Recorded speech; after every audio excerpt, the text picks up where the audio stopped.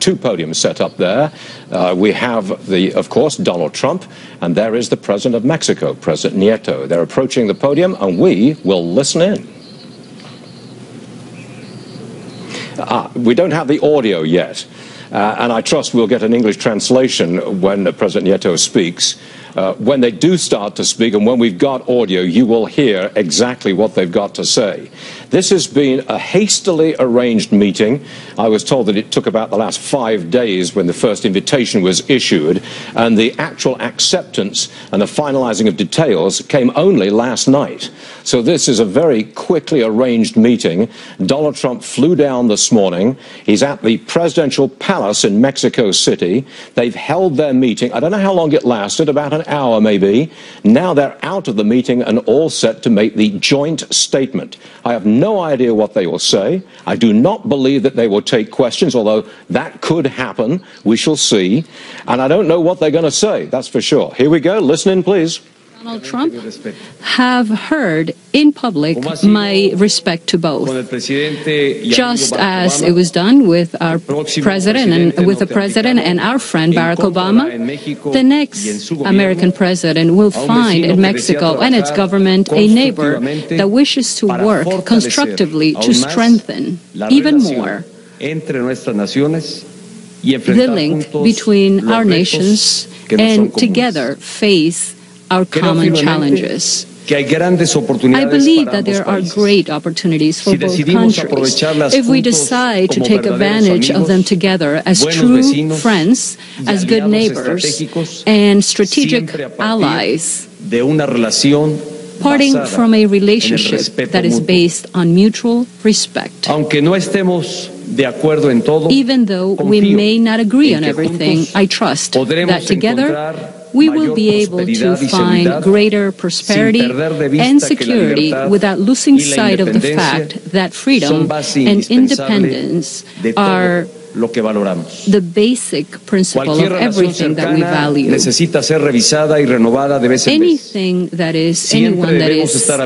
Any new policy needs to be renewed and reviewed every once in a while. We must review what has worked and what has not. What are areas and opportunities of improvement on both sides of the border? How can we alleviate misunderstandings?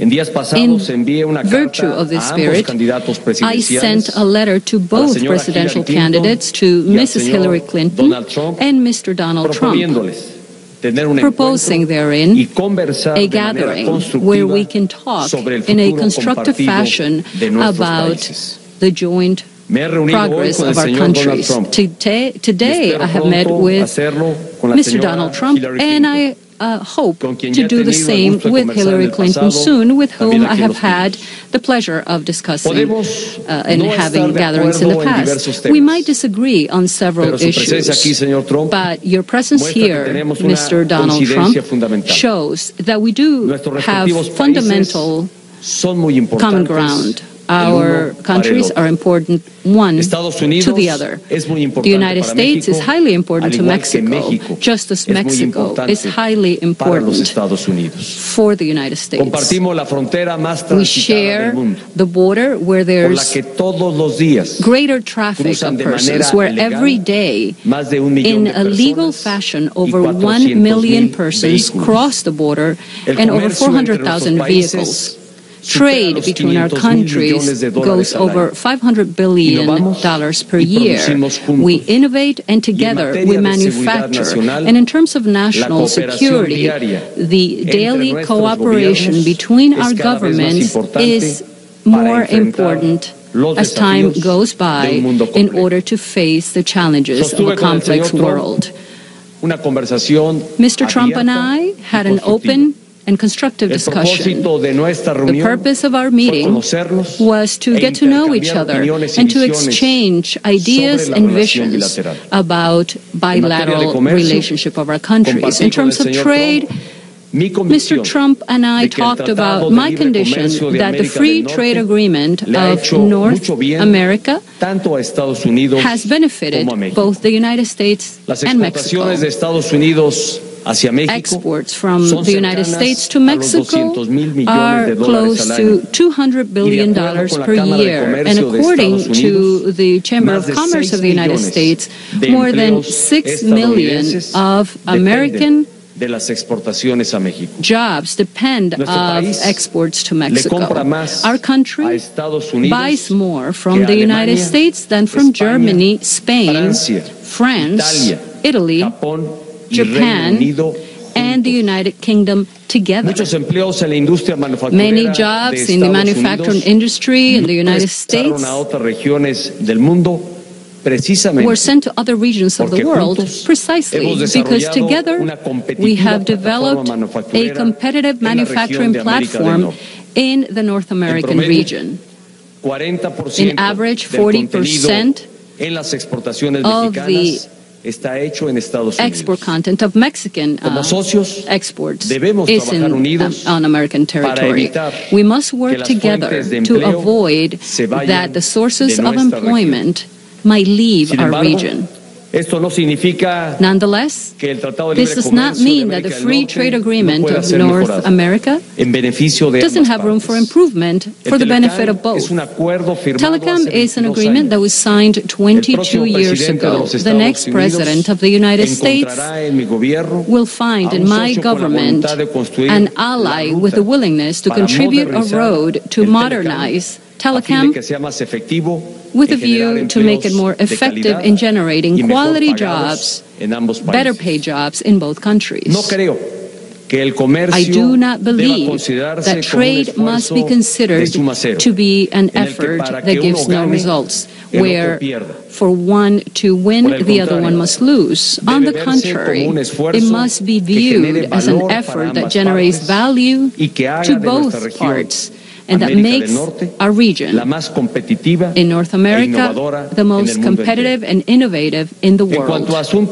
As to border issues, my vision is very clear. The border must be transformed into an asset for our region. We have made great developments in the last few years, working very closely together with the Obama administration. And with the upcoming administration, we must fast-track these efforts so that the border between the U.S. and Mexico might become more efficient and safer.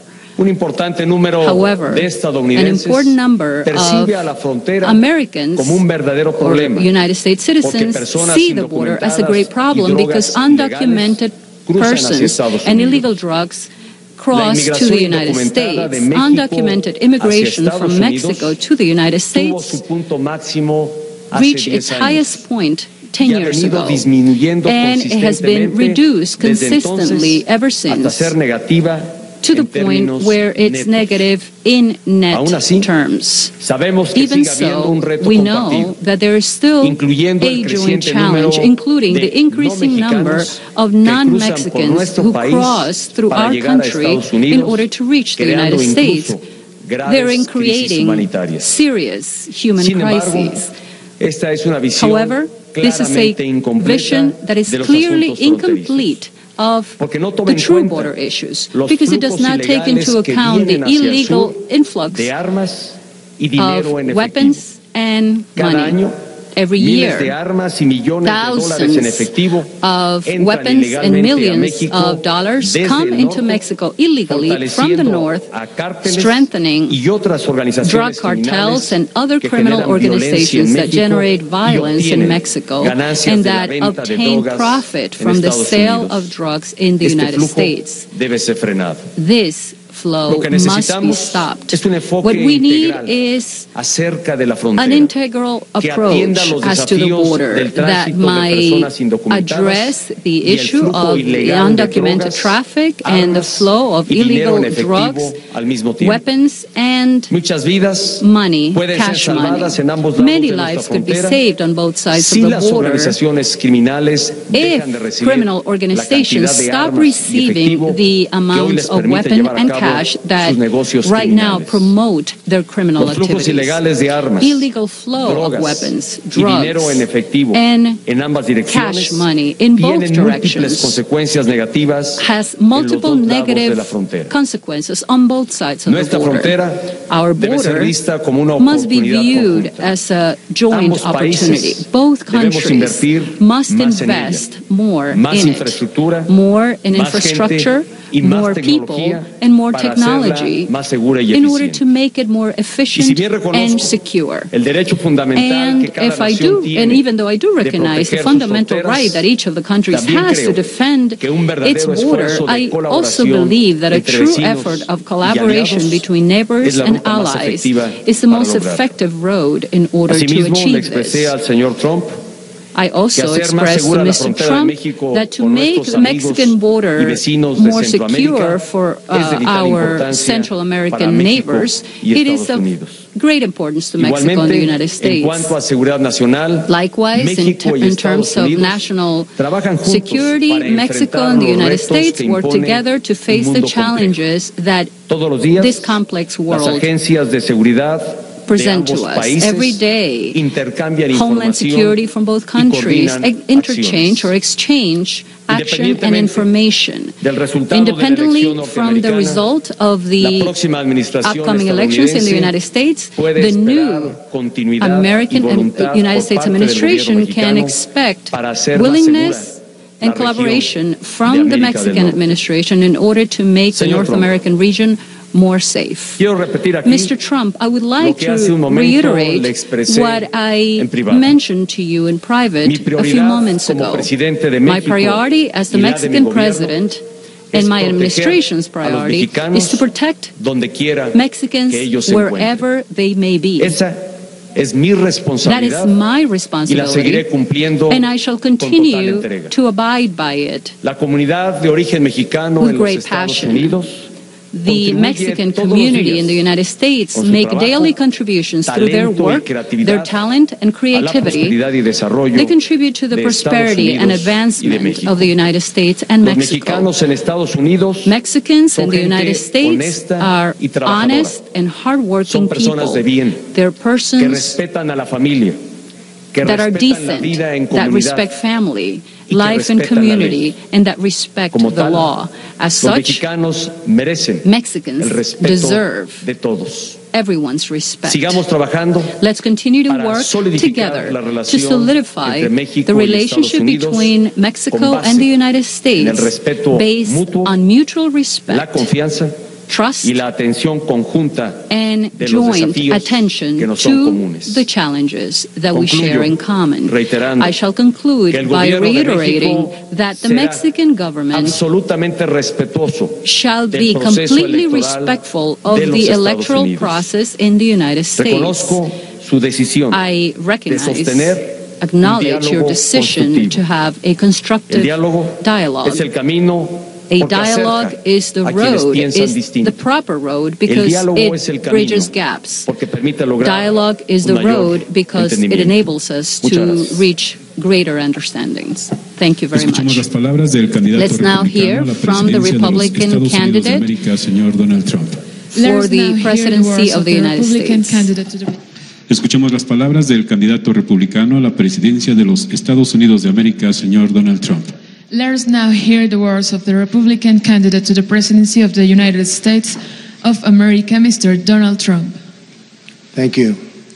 It is a great honor to be invited by you, Mr. President. A great, great honor. Thank you. We had a very substantive, direct, and constructive exchange of ideas over quite a period of time. I was straightforward and presenting my views about the impacts of current trade and immigration policies on the United States. As you know, I love the United States very much, and we want to make sure that the people of the United States are very well protected. You equally expressed your feelings and your love for Mexico. The United States and Mexico share a 2,000-mile border, $500 billion in annual trade, and 1 million legal border crossings each and every day. We are united by our support for democracy, a great love for our people, and the contributions of millions of Mexican Americans to the United States. And I happen to have a tremendous feeling for Mexican Americans, not only in terms of friendships, but in terms of the tremendous numbers that I employ in the United States. And they are amazing people, amazing people. I have many friends, so many friends, and so many friends coming to Mexico and in Mexico. I'm proud to say how many people I employ. And the United States, first, second, and third generation Mexicans are just beyond reproach. Spectacular, spectacular, hardworking people. I have such great respect for them and their strong values of family, faith, and community. We all share a common interest in keeping our hemisphere safe, prosperous, and free. No one wins in either country when human smugglers and drug traffickers prey on innocent people, when cartels commit acts of violence, when illegal weapons and cash flow from the United States into Mexico, or when migrants from Central America make the dangerous trek, and it is very, very dangerous, into Mexico or the United States without legal authorization. I shared my strong view that NAFTA has been a far greater benefit to Mexico than it has been to the United States, and that it must be improved upon to make sure that workers, and so important, in both countries benefit from fair and reciprocal trade. I expressed that to the United States and that of the United States, that we must take action to stem this tremendous outflow of jobs from our country. It's happening every day. It's getting worse and worse and worse, and we have to stop it. Prosperity and happiness in both of our countries will increase if we work together on the following 5 shared goals. Number 1, ending illegal immigration, not just between our two countries, but including the illegal immigration and migration from Central and South Americans and from other regions that impact security and finances in both Mexico and the United States. This is a humanitarian disaster. The dangerous treks, the abuse by gangs and cartels, and the extreme physical dangers. And it must be solved. It must be solved quickly. Not fair to the people anywhere worldwide, you can truly say, but certainly not fair to the people of Mexico or the people of the United States. Number 2, having a secure border is a sovereign right and mutually beneficial. We recognize and respect the right of either country to build a physical barrier or wall on any of its borders to stop the illegal movement of people, drugs, and weapons. Cooperation toward achieving this shared objective, and it will be shared, of safety for all citizens is paramount to both the United States and to Mexico. Number 3, dismantling drug cartels and ending the movement of illegal drugs, weapons, and funds across our border. This can only be done with cooperation, intelligence and intelligence sharing, and joint operations between our two countries. It's the only way it's going to happen. Improving NAFTA, number 4. NAFTA is a 22-year-old agreement that must be updated to reflect the realities of today. There are many improvements that could be made that would make both Mexico and the United States stronger and keep industry in our hemisphere. We have tremendous competition from China and from all over the world. Keep it in our hemisphere. Workers in both of our countries need a pay raise very desperately. In the United States, it's been 18 years. 18 years. Wages are going down. Improving pay standards and working conditions will create better results for all, and all workers in particular. There's a lot of value that can be created for both countries by working beautifully together, and that, I am sure, will happen. Number 5, keep manufacturing wealth in our hemisphere. When jobs leave Mexico, the U.S. or Central America and go overseas, it increases poverty and pressure on social services, as well as pressures on cross-border migration. Tremendous pressure. The bond between our two countries is deep and sincere, and both our nations benefit from a close and honest relationship between our two governments. A strong, prosperous, and vibrant Mexico is in the best interests of the United States and will keep and help keep for a long, long period of time America together. Both of our countries will work together for mutual good, and most importantly, for the mutual good of our people. Mr. President, I want to thank you. It's been a tremendous honor, and I call you a friend. Thank you.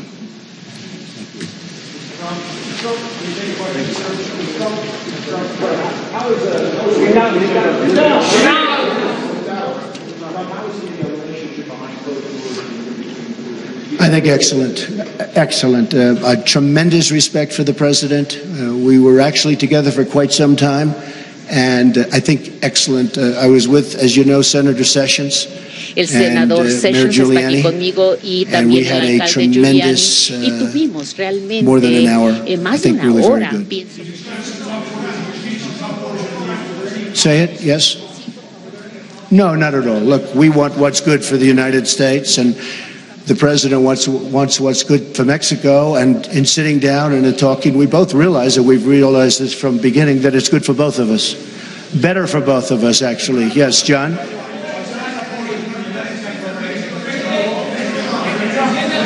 We didn't discuss that. We didn't discuss who pays for the wall. We didn't discuss.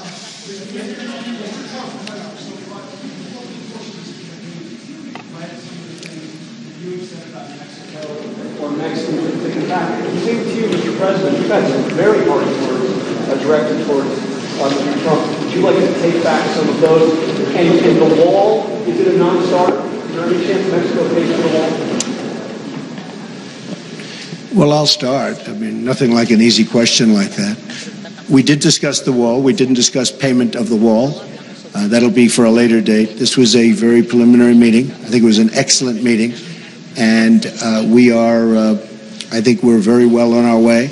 A lot of the things I said are very strong, but we have to be strong. We have to say what's happening.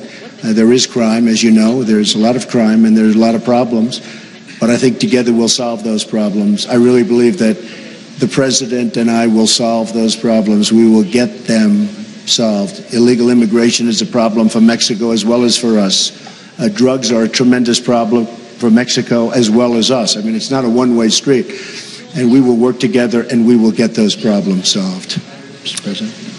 Diré de manera muy puntual que, como lo he expresado, I should say that, just as I have said before, the Mexican government has complete respect for the electoral process in the United States. I invited both candidates, to which received a quick response from presidential candidate Trump to talk about the bilateral issues. And in the private meeting, in addition to the meetings that we have, to the issues that we have highlighted, we have talked about the relevance that it has in terms of the relationship of both countries, how important a strategic alliance between both countries is. I also express as to the great responsibility that I, as the Mexican president, have to defend the Mexican people, to defend the Mexicans that are here and out of Mexico. Have there been misinterpretations or statements that unfortunately had hurt